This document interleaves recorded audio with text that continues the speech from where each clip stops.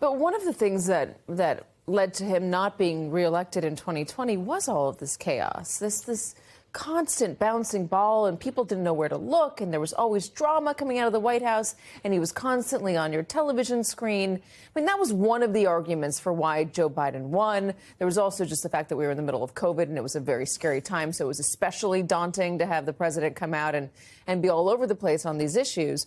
Do they still believe that flooding the zone, that creating all of this chaos, that just exciting the base is good strategy? I mean, if they do want to change government and do want to get things done, do they still see that this messaging and this exciting a segment of the voters is a good idea? Yes. Clearly they do, because, look how that's working out. Here we are saying words that I never thought we would say. Secretary of Defense Pete Hegseth, potentially Secretary of HHS Robert F. Kennedy Jr. They are getting things they want by energizing the base to pressure elected Republicans. The rest of it, they don't really have to care very much about. I guess my question is, Tom, what do they actually want to do here? I mean, as we've been watching this past week, what can we tell that this administration actually wants to get done? I think Donald Trump wanted to stay out of jail. Mission accomplished. He's elected. He's president. He's safe. The rest of it is, up for grabs. I don't think there's any. Some of the people coming in with Trump have a very coherent vision. Others are, Elon Musk now Ramaswamy, now that he's gone. But, this is a very chaotic situation. And I think we shouldn't, impose more intellectual order on it than there may be, because I think the president's goal, and I said this through the whole campaign, the president's goal was to win and extinguish the legal threats to him and to the people around him. And he's done that. The rest of it now is, you're going to see this exactly what you're seeing now, weeks of performance art with other people grabbing pieces of this as they can to try to get the things they want to do. But, this isn't particularly coherent, at least not at this stage. The other part of this is not just the OMB memo, but the offer, Lisa, to all, or 2 million at least, federal employees, not employees for the Pentagon or Defense or the Postal Service, for instance, but a lot of the other federal employees to just, hey, take this buyout. We'll give you 7 months, 8 months of time to spend at home, not working. We'll pay you for those months. Just reply resign to this email. Can he pay out those? I mean, you heard Senator Kaine talking about don't take it. It's a trick. Can he actually pay these people out if they stop working? There is some historical precedent, Katie, for giving limited severance payments to federal employees.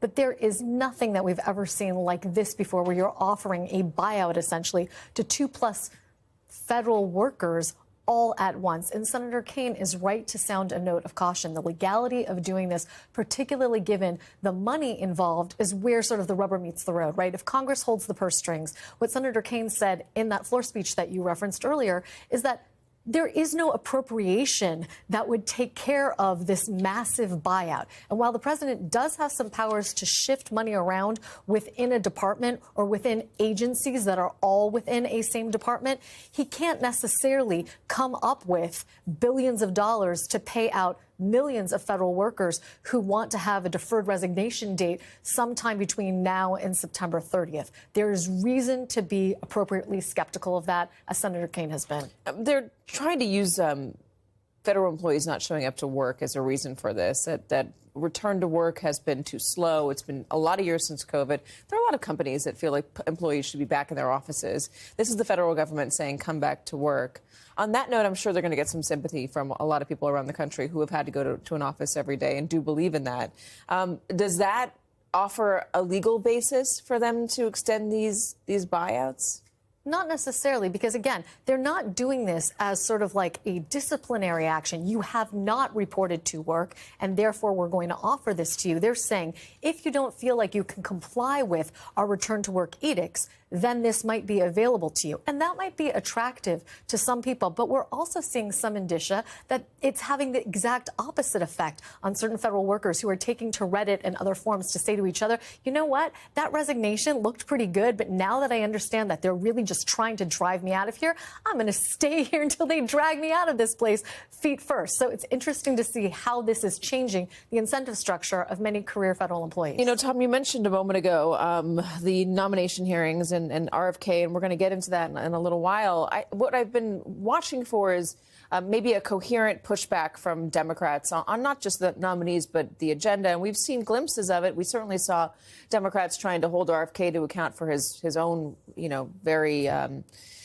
fulsome record out there on what he said about vaccines and healthcare and whatnot in the past.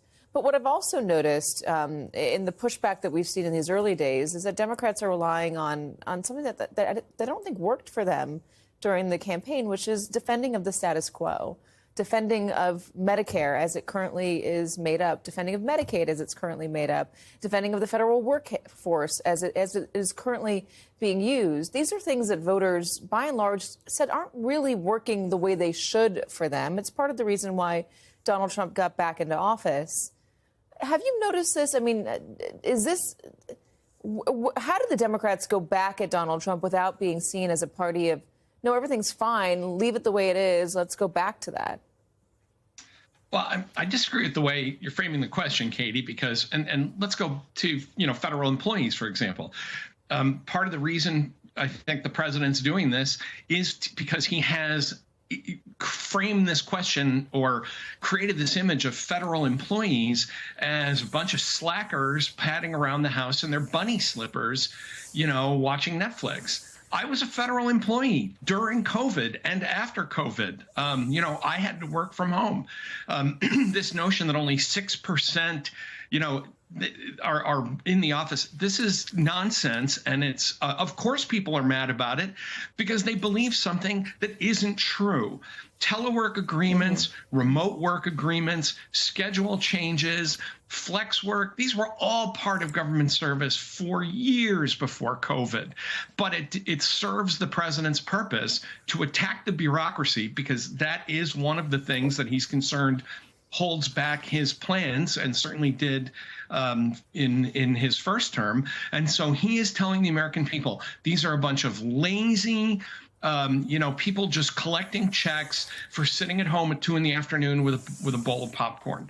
You know, when you talk about people saying, well, the status quo, and I'm not, if I said this, I didn't intend to. I'm not trying to say that the federal workforce should be denigrated, but there is an idea that, or a feeling that the federal government isn't working as well as it could or as it should for people, right, that they're not getting the benefits that they are paying into the system for, that their cities aren't safe, that they're not clean, all that stuff. That's the sharpening of my question. Republicans are telling them that. If you ask people exactly what is it that you think isn't working, are you not getting Social Security checks? Are you not? I mean, I can see the bind that the Democrats are in because they're constantly having to argue against things that aren't true. So they're in the position of saying, the thing you were just told isn't true. And then, of course, the answer to that is, well, clearly you're a defender of the status quo. Well, you can agree that the status quo always could be improved, but you can't keep fighting with these fantasies that the Republicans keep throwing into the public sphere. You know, if you're going to talk about things that are distinctly not working, for example, and the president says, look, here are the following programs that I really want to target because I think they're an issue, that's one thing. It's another thing entirely to say, you know what? Yeah. Government doesn't work. I'm freezing everything. And I don't know how you respond to that if you're a sensible Democrat, other than to say that's simply not true. That is the bind that I was trying to point out.